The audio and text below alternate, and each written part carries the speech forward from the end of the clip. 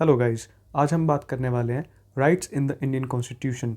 ये class 11th की Indian polity का सेकंड चैप्टर है, जिसके अंदर हम बात करेंगे कि हमें अधिकार क्या मिले हुए हैं, हमें राइट्स क्या मिले हुए हैं हमारे कॉन्स्टिट्यूशन के अंदर। इनको बात करने से पहले आप एक ओवरव्यू ले लीजिए। ओवरव्यू की इम्पोर्टेंस ये है कि इससे जो हमारी रिटेन करने की पावर है ना, चीज़ों को जो हम जानेंगे उनकी जो रिटेन करने की पावर है वो बढ़ जाएगी।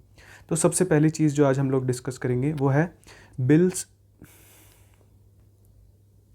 हेलो गाइस, आज की इस वीडियो के अंदर हम लोग जानने वाले हैं rights in the Indian constitution, यानी कि अधिकार जो हैं हमारे पास, जो हमारे इंडियन कॉन्स्टिट्यूशन में मेंशन्ड है। ये क्लास 11th के second chapter of Indian polity का है।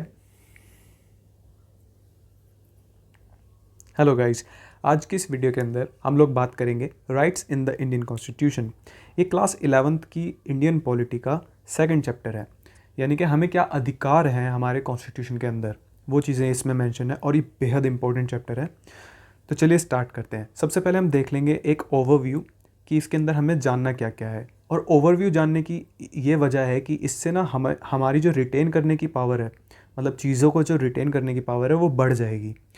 तो सबसे पहली चीज़ जो आज हम देखने वाले हैं वो है बिल ऑफ राइट्स। जैसे हमारे जो राइट्स हैं वो मेंशन है हमारे इंडियन कॉन्स्टिट्यूशन के अंदर, ऐसे ही जो यूनाइटेड स्टेट्स ऑफ अमेरिका है वहाँ पर जो उनके राइट्स हैं ना, वो कैसे भी राइट्स हों, पॉलिटिकल या फिर सोशल या फिर फंडामेंटल, वो सारे के सारे यहाँ बिल ऑफ राइट्स जो है उनका इसके अंदर मेंशन है। ठीक है, और हम लोगों ने जो फंडामेंटल राइट्स लिए हुए हैं, या फिर आप कह सकते हो कि इसकी इंस्पिरेशन जो है फंडामेंटल राइट्स की, वो भी हमने यूएस के कॉन्स्टिट्यूशन से ही ली है। जो तीसरी चीज़ देखेंगे वो है हमारे directive principles of state policy. इसकी इंस्पिरेशन कहाँ से ली थी हमने हमने ये ली थी आयरलैंड से, यानी कि आयरिश कॉन्स्टिट्यूशन से। अब हम बात करते हैं, जो चौथी चीज़ हम जानेंगे इसके अंदर वो है कि फंडामेंटल ड्यूटीज़ ऑफ सिटीजन्स। जैसे हमारे अधिकार हैं, कुछ राइट्स हैं, ऐसे हमारी ड्यूटीज़ भी हैं। ठीक है, हमारे हमारे इंडिया के लिए, हमारी कंट्री के लिए हमारी कुछ ड्यूटीज़ भी हैं, फ़र्ज़ भी हैं जो हमें निभाने होते हैं एज अ सिटीज़न। और जो लास्ट चीज़ हम देखेंगे वो है कि relationship between fundamental rights and directive principles, क्योंकि ये दोनों के दोनों ना हमारे राइट्स के बारे में बात करते हैं, हमारे अधिकारों के बारे में बात करते हैं। तो इन दोनों के बीच में रिलेशनशिप क्या है और इन दोनों के बीच में डिफरेंस क्या है, तो इस चीज़ के बारे में बात करेंगे हम। इंट्रोडक्शन के अंदर ज़्यादा कुछ नहीं बताया हुआ, ये बताया हुआ है कि कॉन्स्टिट्यूशन के अंदर मैंशन है कि किस तरीके से जो हमारे फंडामेंटल जो राइट्स वगैरह हैं वो इस तरीके से किस तरीके से मेंशन है। ठीक है, इसमें तो यही है। अब हम देखते हैं इंपॉर्टेंस क्या है हमारे राइट्स के। इंसान को एक डिग्निफाइड लाइफ जीने के लिए उसको फंडामेंटल राइट्स की बेहद ज़रूरत है। डिग्निफाइड लाइफ का मतलब है कि एक अच्छी खासी इज़्ज़तदार ज़िंदगी जीने के लिए, आज़ादी से जीने के लिए। बिल ऑफ राइट्स के अंदर तो हमें ज़्यादा कुछ जानने की ज़रूरत नहीं है, बस इसके अंदर ये है कि social rights, political rights and fundamental rights सारे के सारे मेंशन है। यूनाइटेड स्टेट्स ऑफ अमेरिका का जो कॉन्स्टिट्यूशन है उसके अंदर उनके सारे राइट्स यहाँ मेंशन है। ये हमारे लिए इतना इंपॉर्टेंट नहीं है। हमारे लिए इंपॉर्टेंट जो है वो है ये फंडामेंटल राइट्स। फंडामेंटल राइट्स के बारे में अगर हम देखें तो ये ना पार्ट 3 ऑफ इंडियन कॉन्स्टिट्यूशन के अंदर मेंशन है, और आर्टिकल 12 to 35 ये मतलब इनके अंदर अच्छे से डिफाइन किया हुआ है। तो बेसिकली आपको ये चीज़ें याद होनी चाहिए कि पार्ट 3 में मेंशन है और आर्टिकल 12 to 35 में है ये हमारे जो फंडामेंटल राइट्स हैं, और इनकी इंस्पिरेशन हमने यूएसए से ली है, यूएसए के बिल ऑफ राइट्स से। ठीक है, इसके बाद हम बात करते हैं, पता है जो हमारा कॉन्स्टिट्यूशन है वो इंश्योर करता है, इस चीज़ को देखता है कि जो फंडामेंटल राइट्स हैं उसको गवर्नमेंट भी ब्रेक नहीं कर सकती, आपके जो फंडामेंटल राइट्स हैं उन्हें। लेकिन अब बात करते हैं, इधर नीचे देखिए ये लिखा हुआ है कि they are neither unlimited nor absolute in nature. UPSC ये चीज़ पूछ लेता है, डाल देता है एग्जाम के अंदर, ये आपको कंफ्यूज करने के लिए कि भाई फंडामेंटल राइट्स तो एब्सोल्यूट होने चाहिए। आप सोचोगे कि ये नॉर एब्सोल्यूट गलत है, लेकिन ये चीज़ गलत हो जाएगी, ये स्टेटमेंट गलत हो जाएगी, क्योंकि ये एब्सोल्यूट नहीं है। जैसे हमारे पास कोई एमरजेंसी होती है, एमरजेंसी लगती है कभी हमारी, ठीक है, नेशनल इमरजेंसी वगैरह, तो फिर ये फंडामेंटल राइट्स होते हैं, ये इनको जो गवर्नमेंट होती है उस पर रीजनेबल रिस्ट्रिक्शंस लगा सकती है। ठीक है, can be impose by government on the exercise of our fundamental rights. और अनलिमिटेड भी नहीं है। अब आप कहने लगो कि भाई मैं तो कुछ भी करूँगा, ये मेरा फंडामेंटल राइट है, तो नहीं, ऐसा नहीं है। कुछ ही राइट्स हैं जो आपके फंडामेंटल राइट्स के अंदर आते हैं। ठीक है, अब हम बात करते हैं कि जो ये गारंटी कौन करता है फंडामेंटल राइट्स की। फंडामेंटल राइट्स मिलेंगे आपको, इसकी गारंटी करता है हमारा कॉन्स्टिट्यूशन कि ये आपको मिलेंगे ही मिलेंगे। तो ना सिटीजन्स जो है, अगर किसी का कोई फंडामेंटल राइट मतलब कि कोई हनन करता है या ख़राब करता है, तो वो डायरेक्टली सुप्रीम कोर्ट में भी जा सकते हैं इस चीज़ को लेके कि भाई हमारे फंडामेंटल राइट्स हमसे ख़राब किए गए हैं, छीने गए हैं। ठीक है, अब हम देखते हैं कि हमारे पास कौन से 6 फंडामेंटल राइट्स हैं। अब आपसे कोई पूछेगा कि कितने फंडामेंटल राइट्स हैं आप लोगों के पास, इंडियंस हो आप, कितने फंडामेंटल राइट्स हैं आपके पास, तो आप कहोगे कि हमारे पास 6 फंडामेंटल राइट्स हैं और उनके अंदर भी बहुत सारे हैं सब पार्ट्स जो हैं उनके। तो सबसे पहला हमारे पास right to equality, right to freedom. Equality मतलब सब बराबर है, फ्रीडम मतलब आज़ाद है, एक्सप्लॉयटेशन नहीं होनी चाहिए, right against exploitation. Right to freedom of religion मतलब कि हम कोई भी धर्म अपना सकते हैं। ठीक है, और कल्चरल एंड एजुकेशन राइट्स कि हमें पढ़ने, हमारे जो कल्चर है उसको आगे बढ़ाने का भी और उसे पढ़ने का भी पूरा अधिकार है। और राइट टू कॉन्स्टिट्यूशनल रेमेडीज़। ये जो 6 हैं ना, ये हमारे फंडामेंटल राइट्स हैं। एक फंडामेंटल राइट और हुआ करता था जो होता था राइट टू प्रॉपर्टी। ठीक है, राइट टू प्रॉपर्टी हुआ करता था, इसको बाद में हटा दिया गया था। इसके बारे में हम आगे देखेंगे अच्छे से कि किस अमेंडमेंट से इसको हटाया, कब हटाया, वो सब हम देखेंगे आगे। पहले आप ये देख लीजिए कि जो राइट टू इक्वालिटी है वो क्या है। राइट टू इक्वालिटी के अंदर ना आर्टिकल 14 to 18 है। ठीक है, आर्टिकल 14 कहता है कि इक्वालिटी बिफोर लॉ, और कहता है equal protection of law. Equality before law का मतलब कि हर कोई जो है ना कानून के सामने, लॉ के सामने सब बराबर है, और प्रोटेक्शन भी सबको बराबर दी जाएगी। ऐसा नहीं है कि कोई अमीर है तो उसको ज़्यादा प्रोटेक्शन देंगे और गरीब को कम प्रोटेक्शन देंगे हम लॉज के लिए, ऐसा बिल्कुल भी नहीं है। ठीक है, इसके बाद हम बात करते हैं आर्टिकल 15। आर्टिकल 15 कहता है कि ना हम लोग डिस्क्रिमिनेशन नहीं करेंगे। डिस्क्रिमिनेशन मतलब भेदभाव नहीं करेंगे on the grounds of religion, किसी का क्या धर्म है, क्या रेस है, क्या कास्ट है, क्या सेक्स है, या कौन सा उसका प्लेस ऑफ बर्थ है, ये सब चीज़ें नहीं करेंगे। और इक्वल एक्सेस देंगे हम लोग शॉप्स में, बादिंग आर्ट्स में, होटल्स में। ठीक है, तो मतलब किसी को यूँ नहीं कि भाई तुम लोग तो तुम्हारा ये धर्म है तो इसलिए हम तुम्हें यहाँ नहीं आने देंगे, ऐसा नहीं होता। अब हम बात करते हैं आर्टिकल 16 की, जो कि कहता है equality of opportunity in employment, मतलब जॉब्स लेने के लिए भी इक्वालिटी होगी सबकी, सबको इक्वल अपॉर्चुनिटीज़ दी जाएंगी। आर्टिकल 7 कहता है कि अबॉलिशन ऑफ अनटचेबिलिटी, अनटचेबिलिटी को ख़त्म करा जाएगा आर्टिकल 17 के अकॉर्डिंग। ठीक है, मतलब ख़त्म करा गया है। और आर्टिकल 18 कहता है अबॉलिशन ऑफ टाइटल्स। कुछ टाइटल्स होते हैं जैसे कि अकेडमिकल टाइटल्स होते हैं, डॉक्टर हो गया, या फिर कुछ मतलब कि कुछ जो पोस्ट होती हैं जैसे कि ल्यूटिनेंट दिस और मेजर दैट, तो इस तरीके से ये सब तो चलते हैं। लेकिन अगर कोई और कंट्री आपको कोई टाइटल देती है कि भाई आप तो नवाब हैं या फिर आप फलाना है, कुछ भी, मतलब कि अगर कोई और टाइटल, हमें टाइटल एक्सेप्ट नहीं है कहीं से भी, किसी का भी। ठीक है, तो आर्टिकल 18 टाइटल को हटाता है। अब हम बात करते हैं राइट टू फ्रीडम। हमें आर्टिकल 19 से 22 ये हमें राइट टू फ्रीडम देते हैं। अब आप फ्रीडम देखिए कि कैसी है। आर्टिकल 19 ही आपको 6 टाइप्स की फ्रीडम देता है, A B C D E F, ये ऐसे ही हैं। आर्टिकल 19 सबसेक्शन A तो आपको फ्रीडम देता है स्पीच एंड एक्सप्रेशन, तो आप अपने आप को बयां कर सकते हैं, अपने आप को एक्सप्रेस कर सकते हैं, ये आपको पूरी फ्रीडम है। Assemble peacefully, peacefully means without weapon. ठीक है, वेपन नहीं होने चाहिए आपके पास और आराम से आप पीसफुली कर सकते हैं, असेंबल हो सकते हैं कहीं पे। आप एसोसिएशन बना सकते हैं, यूनियन बना सकते हैं, कोऑपरेटिव सोसाइटीज़ बना सकते हैं। और मतलब आर्टिकल 19 सबसेक्शन डी के अकॉर्डिंग आप पूरे के पूरे इंडिया के अंदर कहीं पे भी घूमने जा सकते हैं। ये नहीं है कि आपको कोई और दूसरा स्टेट कह देगा कि नहीं भाई तुम वहाँ के हो, तुम यहाँ मत आओ, ऐसा कुछ नहीं है। और आप किसी भी, और ई जो कहता है हमारा 19E, वो कहता है कि आप कहीं पे भी इंडिया में रह सकते हैं, सेटल हो सकते हैं। और जो लास्ट वन है 6 वन, जो हमें फ्रीडम मिली हुई है आर्टिकल 19 के अंदर, 6th फ्रीडम वो ये है कि हम कोई भी प्रोफेशन अपना सकते हैं। ठीक है, और मतलब कोई भी बिजनेस, ट्रेड वगैरह ये सब चीज़ें कर सकते हैं। पर आप ये ध्यान रखना कि लीगल ट्रेड्स के बारे में बात करें हम, लीगल चीज़ों के बारे में।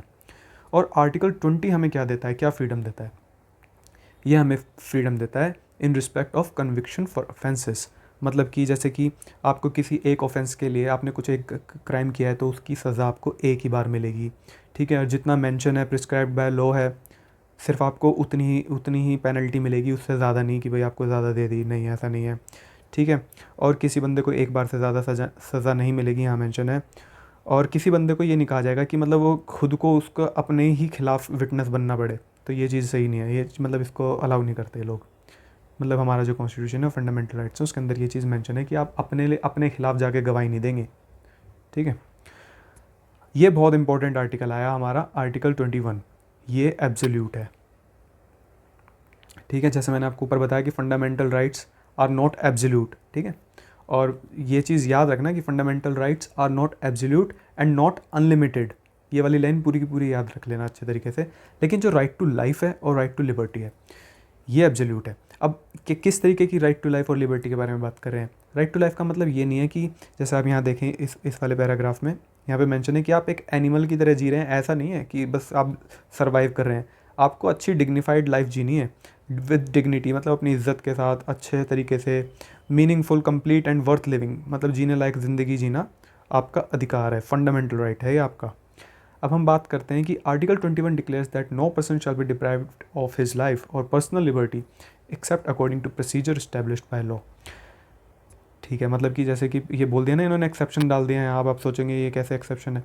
अगर कोई क्राइम करता है इंसान तो फिर उसके तो खिलाफ चली जाएगी ना ये, कि उसको थोड़ी ना अब आज़ादी से जीने देंगे अगर कोई बंदा क्राइम करता है, कोई क्रिमिनल है।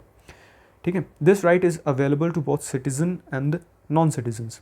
अब ये चीज़ मैं आप लोगों को एक चीज़ और बताना चाहता हूँ इसके साथ कि कुछ राइट्स ऐसे होते हैं फंडामेंटल राइट्स जो सिर्फ और सिर्फ इंडियंस के लिए हैं, जैसे कि 15, 16, 19, 29 और 30।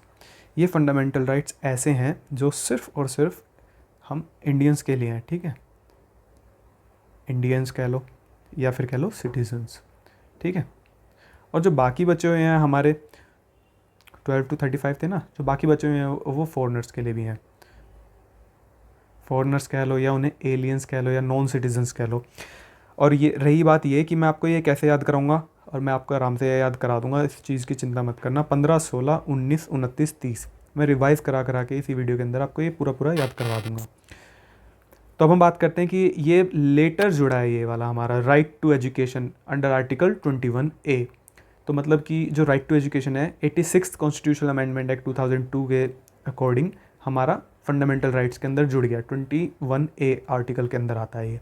ठीक है, प्रिवेंटिव डिटेंशन क्या होती है। अगर आपसे कोई डायरेक्टिव स्टेटमेंट आ जाए प्रिवेंटिव डिटेंशन क्या चीज़ है, तो आपको पता होना चाहिए कि अगर गवर्नमेंट को लगता है ना कि देखो, अगर गवर्नमेंट को लगता है कि एंटी सोशल या अनलॉफुल एक्टिविटी करने वाला है कोई बंदा, तो ये उसको डिटेन कर सकते हैं। ठीक है, तो those people can be detain अगर गवर्नमेंट को ऐसा लगता है। तो ये इफ़ेक्टिव टूल है इस तरीके का। अब देखते हैं हम लोग राइट अगेंस्ट एक्सप्लॉयटेशन। ये आर्टिकल 23 एंड 24 के अंदर आता है। आर्टिकल 23 कहता है कि प्रोहिबिशन ऑफ फोर्स लेबर की हम किसी को ज़बरदस्ती काम नहीं करा सकते कुछ भी, कि भाई नहीं भाई तुम हमारे घर चलो और तुम्हें जाके पेंट करना होगा पूरे घर में, तो ये चीज़ अलाउ नहीं है। फोर्स लेबर एक तरीके से और भी होता है जो कि वो भी फंडामेंटल राइट्स के खिलाफ है। वो कैसे हो सकता है ये वाला फोर्स लेबर। सपोज़ करो कि मिनिमम पे है कुछ एक दिन का, सपोज़ कि वो 1000 रुपीज़ है, लेकिन हम सामने वाला गरीब है और मजबूर है, तो हम उसे कहें कि नहीं भाई हम तुझे 400 रुपये देंगे और तू आ हमारे यहाँ काम कर। और वो बंदा भी अब मजबूर है तो वो करने लगता है आप लोगों के यहाँ पे आके काम। तो ये उसके फंडामेंटल राइट्स को ख़राब कर रहे हो आप लोग। ठीक है, तो ये चीज़ गलत है, अलाउ नहीं है ये। इसके बाद बात करते हैं कि 24th आर्टिकल जो है वो हमें बताता है कि prohibition of employment of children in hazardous jobs, मतलब कि जो ख़तरनाक जगह हैं वहाँ पर बच्चों का काम करना मना है, निषेध है। जैसे कि चूड़ी वूड़ी बनाने का काम होता है तो वहाँ पर बहुत हीट रहती है, बहुत धुआं रहता है, स्मोक रहता है, मतलब इन सब चीज़ों के अंदर मना है। अब हम देखते हैं आर्टिकल 25 to 28 बात करते हैं right to freedom of religion. इसके बारे में देख लेते हैं हम लोग कि मैं वैसे बता देता हूँ आप लोगों को कि आप किसी भी धर्म को, रिलीजन को फॉलो कर सकते हैं, या फिर आप अपना खुद का भी नया धर्म बना सकते हैं अगर आप चाहें तो, और उसको प्रमोट भी कर सकते हैं, लोगों को बोल सकते हैं कि भाई आप हमारा धर्म ज्वाइन करो, ये वो इस तरीके से। ठीक है, तो मतलब आप अपने जो रिलीजियस अफेयर हैं खुद मैनेज कर सकते हैं, और आप रिलीजियस इंस्ट्रक्शंस भी दे सकते हैं, freedom to give religious instruction in certain institutions. ठीक है, तो आपको अपने धर्म के लिए मतलब कि ऐसा कुछ नहीं कि यही धर्म फॉलो करना है, क्योंकि हम सेक्युलर कंट्री है ना। अब हम बात करते हैं आर्टिकल 29 और 30। 29 और 30 से जाने से पहले मैं आप दोबारा से आप लोगों से पूछना चाहता हूँ कि एक बार याद है कि सिटीजन्स के लिए कौन से हमारे फंडामेंटल राइट्स हैं जो सिर्फ हमारे लिए रिजर्व्ड हैं। वो हैं 15, इसके बाद क्या था 16, इसके बाद क्या था 19, फिर क्या था 29, फिर 30। देखो 15, 16 तो याद हो ही गया, एक साथ आते हैं, और 19 और 29, तो 30 बचा लास्ट, तो लगा दो 15, 16, 19, 29, 30, ऐसे करके याद करते रहो बार बार, अपने आप याद हो जाएगा। 29 एंड 30 जो हैं ये बताते हैं हमारे जो माइनॉरिटी ग्रुप्स हैं ना उन लोगों के लिए हैं ये।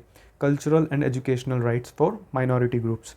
इसके अंदर क्या होता है कि अब माइनॉरिटी है कोई, सपोज़ करो कि भाई गिने चुने 400-500 लोग रहते हैं और उनकी कोई अपनी लैंग्वेज थी, उनका कोई कल्चर था, तो उसको प्रिजर्व करना और प्रिजर्व करने के लिए उनके पास एक फंडामेंटल राइट है ये, तो हम उनसे ये चीज़ छीन नहीं सकते। तो वो अपने जो right of minority to establish educational institutions, तो वो अपने कल्चर को बचाने के लिए एजुकेशनल इंस्टीट्यूशंस भी बना सकते हैं। अब हम बात करने वाले हैं हमारे आर्टिकल 32 जो फंडामेंटल राइट है हमारा, जिसको बी आर अम्बेडकर ने बोला था कि ये हमारा heart and soul of Indian constitution है। ठीक है, क्या बोला था उन्होंने इसको कि ये हमारा heart and soul of Indian constitution है, क्योंकि जो हमारे अगर मान लो फंडामेंटल राइट्स ब्रेक होते हैं या कोई हमारा ब्रीच करता है फंडामेंटल राइट्स को, तो जो कोड है वो इन रिट्स के अकॉर्डिंग, ये जो रिट्स यहाँ मेंशन है, इन रिट्स के अकॉर्डिंग उन्हें सेफ गार्ड प्रोवाइड करता है। ठीक है, तो हमें बचाता कौन है, हमें आज़ाद कौन रखता है, ये रिट्स हैं जो हमें आज़ाद रखती हैं। चलो हम देखते हैं कि इनके अंदर क्या बोलते हैं वो लोग। पहले मैं बता दूं, ओवरव्यू दे दूं फिर से ताकि याद करना आसान रहे। पहली है हमारी हीबियस कॉर्पस, फिर हमारी मंडामस, थर्ड है हमारी प्रोहिबिशन, फिर हमारी सर्टियोरारी, फिर है हमारी को वारंटो। अब हम बात करते हैं हीबियस कॉर्पस की, ये क्या कहता है। A writ of habeas corpus means that the court orders that arrested person should be presented before it। तो मतलब कि कोर्ट ऑर्डर करती है ये चीज़, ठीक है, court orders that the arrested person should be presented before it, मतलब जिसको अरेस्ट किया है भाई उसको आप हमारे सामने जरूर लाओगे कि क्यों लाओगे, किस लिए, ताकि वो ये चीज़ देख सके कि कहीं इसको मतलब कि अनलॉफुली तो नहीं करा अरेस्ट, मतलब कि लॉफुल तो था ना इसका जो अरेस्ट था, जो डिटेन किया था इस बंदे को। ठीक है, ताकि उसके वो ग्राउंड्स ऑफ अरेस्ट देख सके। ग्राउंड्स ऑफ अरेस्ट का मतलब यही है कि वो ताकि ये चीज़ देख सके कि उसको प्रॉपरली अरेस्ट किया है या फिर ऐसे ही उठा के अंदर डाल दिया जेल में। फिर हम बात करते हैं मंडामस के बारे में। ये जो रिट है इसके बारे में देखते हैं। This writ is issued when the court finds that a particular office holder is not doing legal duty and thereby is infringing on the right of an individual. मान लो कोई इंसान है, कोई ऑफिसर है, ठीक है, उसका कुछ काम बनता है आपका देखने का, और वो आपका कुछ काम कर नहीं रहा, आप पुलिस में जाते हैं, तो सॉरी पुलिस स्टेशन जाते हैं, कहते हैं कि भाई मेरे ऐसे करके मेरे साथ चीज़ें हुई हैं, और वो बंदा साफ मना करता है कि मैं नहीं कर रहा, मैं नहीं जाऊँगा, मैं नहीं करूँगा ये सब चीज़ें। तो कोर्ट ये रिट ये इशूड करती है और उस बंदे को साफ साफ बोलेगी भाई ये क्या चक्कर चल रहा है, उसके ऊपर मतलब फिर जो भी एक्शन लिया जाएगा। फिर अब हम बात करते हैं प्रोहिबिशन की। प्रोहिबिशन के अंदर क्या चीज़ है। This writ is issued by a higher court. अब हायर कोर्ट कुछ भी हो सकती है, आपकी हाई कोर्ट भी हो सकती है, सुप्रीम कोर्ट भी हो सकती है, क्योंकि और लोअर कोर्ट भी तो है ना। तो लोअर कोर्ट को बोलते हैं ये लोग कि ये जो केस है ना ये तुम्हारी जुरिस्डिक्शन से बाहर है, इस केस को तुम हमें दो। तो ये प्रोहिबिट करती है लोअर कोर्ट को, जो उसकी जुरिस्डिक्शन से बाहर के जो केसेज हैं उनके ऊपर डिसीजन वगैरह लेने के लिए। अब हम बात करने वाले हैं हमारी जो नेक्स्ट रिट है को वारंटो के बारे में। अगर मतलब कि कोर्ट को लगता है कि कोई बंदा है जो कि एक ऑफिस में बैठा हुआ है, ठीक है, लेकिन वो उस ऑफिस को मतलब कि वो नहीं करता, उसका ऑफिस है नहीं वो, जैसे कि मान लो कोई नेता है, वो जाके किसी डीएम की कुर्सी पर बैठ जाए और कहे कि अब से मैं संभालूंगा इस ऑफिस को, ठीक है, अब तुम लोग जाओ यहाँ से। तो भाई और अब नीचे कोई बंदा है जो कि वो कर देता है सुप्रीम कोर्ट के पास जाके कि भाई ऐसे ऐसे करके जिस बंदे ने ये रूल निकाला है डीएम की कुर्सी पर बैठ के, वो तो उस कुर्सी का मालिक ही नहीं है बेसिकली, मतलब कि इंटाइटल्ड ही नहीं है वो उस ऑफिस के लिए।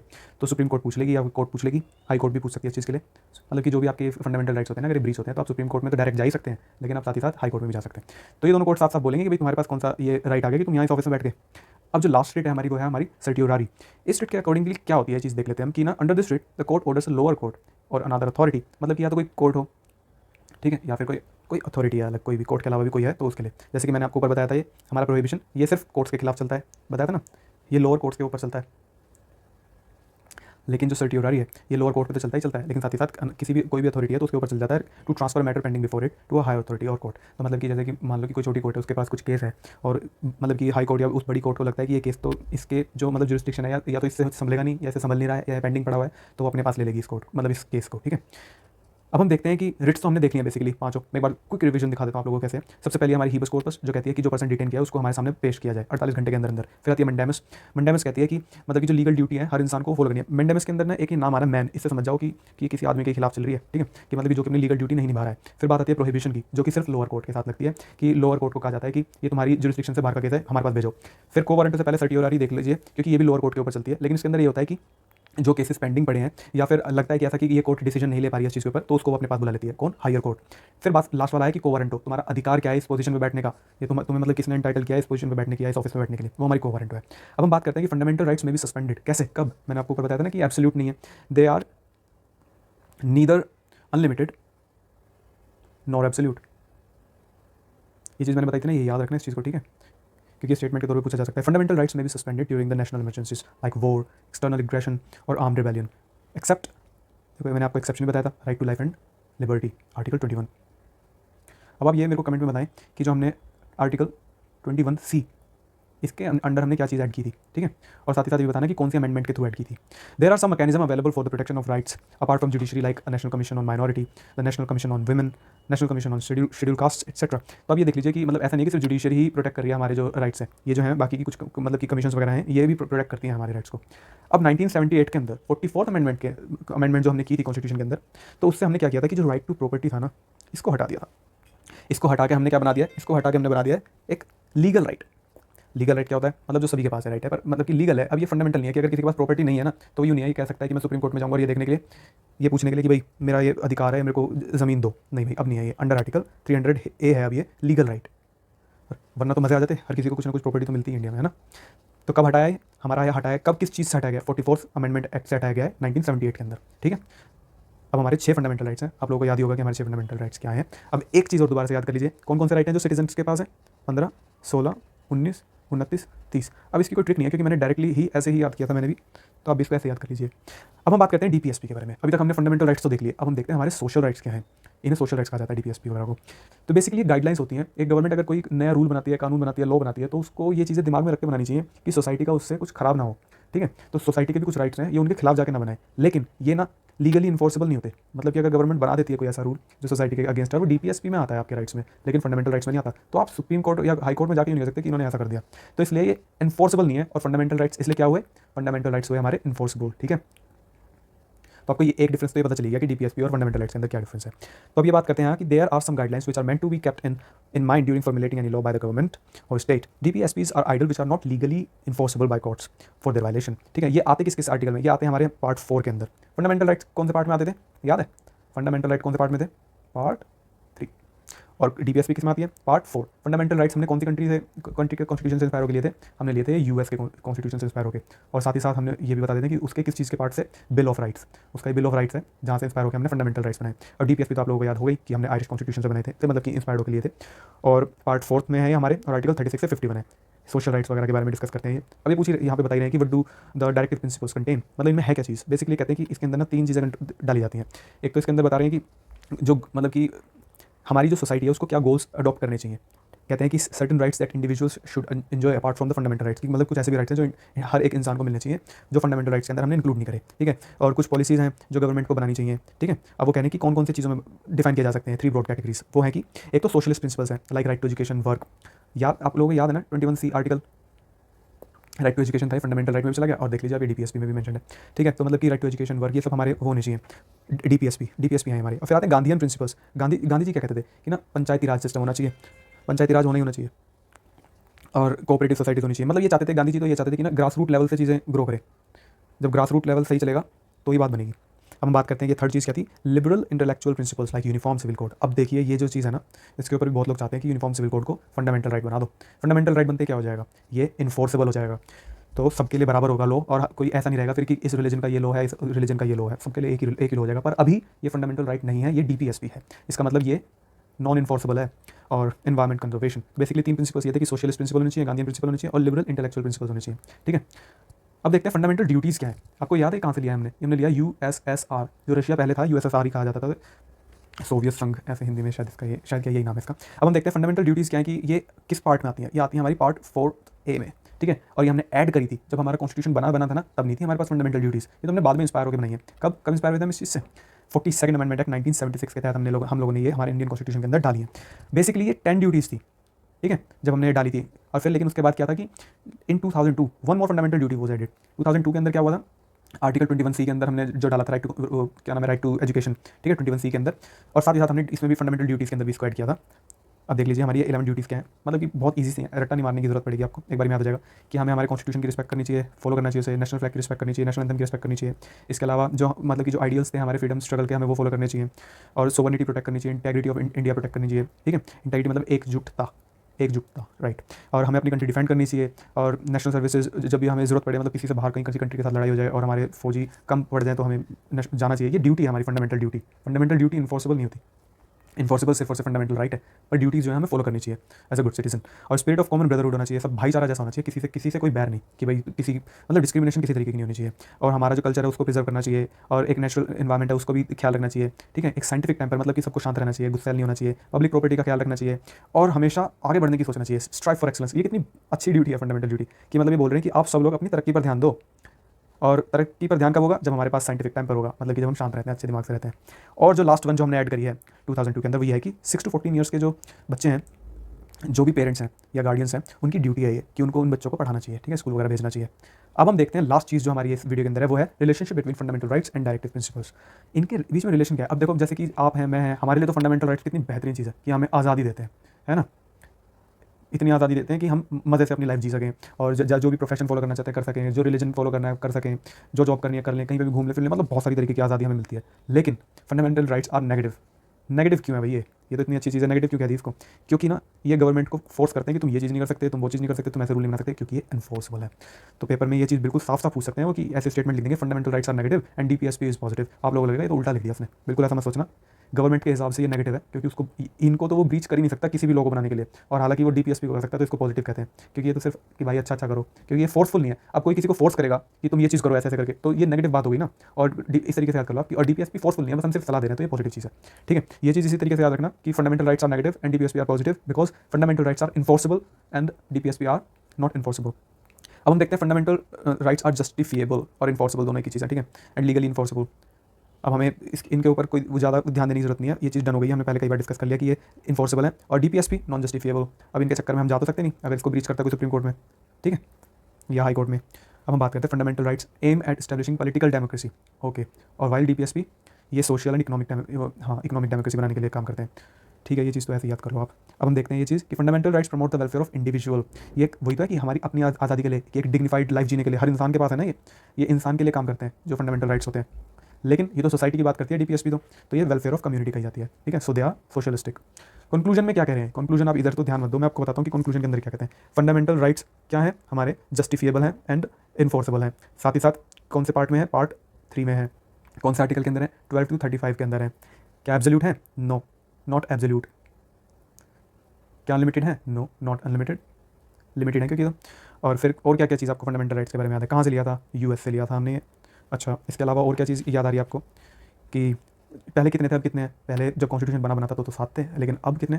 अब तो 6 ही हैं, क्योंकि हमने एक जो फंडामेंटल राइट था, राइट टू प्रॉपर्टी, उसको हटा के लीगल राइट बना दिया। आर्टिकल 300A के अंदर है ये चीज़, ठीक है।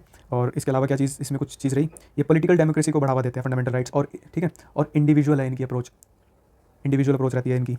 और बिल ऑफ राइट्स जो है, ये रहा बिल ऑफ राइट्स, इधर से इंस्पायर्ड होकर हमने लिए थे फंडामेंटल राइट्स, तो यहाँ पे खत्म हुई इस चीज़ को। अब हम देख लेते हैं कि डायरेक्टिव प्रिंसिपल्स ऑफ डीपीएसपी ये कहाँ से लिए? ये आयरलैंड से लिए, ठीक है। ये तो भाई ये तो बिल्कुल भी नॉन जस्टिफिएबल है और साथ ही साथ नॉन इन्फोर्सेबल है। और क्या इनके बारे में आपको याद होगा? इस सोसाइटी का सोच के चलते हैं, 3 प्रिंसिपल्स पे चलते हैं ये, ठीक है, कि एजुकेशन वगैरह प्रोवाइड करो और पंचायती राज वगैरह बनाओ गांधीयन प्रिंसिपल के अकॉर्डिंग, और यूनिफॉर्म सिविल कोड लेके आओ, इस तरीके की बात करते हैं ये लोग डीपीएसपी के अंदर। तो बेसिकली डिफरेंस तो इन दोनों के बीच में यही था। और क्या चीज़ बची है हमारी आज का जो हमने पढ़ा है? आज का मैं एक बार दोबारा याद करा देता हूँ कि कौन सा आर्टिकल है जो सिर्फ इंडियंस के पास है? 15, 16, 19, 29, 30। अच्छा, एक चीज़ तो याद होगी आपको, ये सिर्फ सिटीजन्स के लिए है, ठीक है। एब्सोल्यूट भी तो है ना एक आर्टिकल 21। ये 21 आर्टिकल क्या कहता है? किस चीज़ के बारे में बात करता है? Right to life and liberty. और हमने वो पढ़ी थी, रिट्स पढ़ी थी। क्या किसने कहा था कि आर्टिकल 32 जो है हमारा 32, किसने कहा था कि ये heart and soul of Indian constitution है? ये कहा था हमारे B.R. अम्बेडकर ने। क्यों है? क्योंकि ये 5 रिट्स प्रोवाइड करता है। कौन कौन सी रिट्स प्रोवाइड करता है आपको? हीबियस कॉर्पस प्रोवाइड करता है हमें। हीबियस कॉर्पस के अंदर क्या चीज़ होती है? चलो मैं यहीं पे लिख देता हूँ नीचे वाले पे।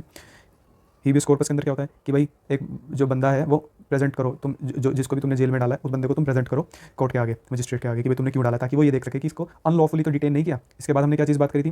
इसके बाद मैंडेमस की। इसके बाद हमने बात करी थी मैंडेमस की। मैंडेमस के अंदर क्या बोलते हैं कि कोई इंसान ऐसा तो नहीं है जो अपने काम को करने से मना कर देता है, यूँ कह के कि जा हम तो यहाँ वैसे ही बैठे, हम नहीं कुछ काम करते। इसके बाद बात करते हैं किस चीज़ की? कोवरेंटो की बताता हूँ मैं। कोवरेंटो क्या कहता है? एक क्या नाम है, एक बंदा था वो जाके जॉब करने लगा, जॉब कह रहा हूँ मैं, कोवरेंटो के अंदर कहता है कि एक बंदा है जो मतलब एक ऑफिस नहीं था उसके पास, या अब हम बात करते हैं कोवरेंटो के बारे में। इसके अंदर क्या था? कोवरेंटो में था कि एक आदमी था जिसको अथॉरिटी नहीं थी किसी एक ऑफिस की, लेकिन वहाँ जाके बैठ गया और जाके अपनी चलाने लगा। तो वही कोर्ट बोलते हैं भाई साहब भागो यहाँ से, ये आपकी कोर्ट, आपकी जगह नहीं है। अब बचती है हमारी प्रोहिबिशन। प्रोहिबिशन किसके खिलाफ चलती थी? ये चलती थी लोअर कोर्ट के खिलाफ। लोअर कोर्ट्स क्यों? कि लोअर कोर्ट्स की जो जुरिस्डिक्शन है उससे ज़्यादा बढ़ के चढ़ के जब जवाब देने लगती है कि भाई तुम ये करो तुम वो करो, वो जो छोटे जजेस होते हैं उनको कहते हैं कि नहीं भाई ऐसा नहीं चलेगा यार, हाई कोर्ट और सुप्रीम कोर्ट किस लिए बैठे हैं। इसके बाद एक रह गया हमारा सर्टियोररी। देखो इसकी प्रोनाउंसिएशन कुछ भी हो सकती है, ठीक है, कुछ भी बोलो जैसे मर्जी बोलना है, इंग्लिश वर्ड है ही नहीं। सर्टियोररी कोई ऐसे बोल रहा है इसको, गूगल। तो ये किसके खिलाफ था सर्टियोररी? ये था अब और यार प्रोहिबिशन,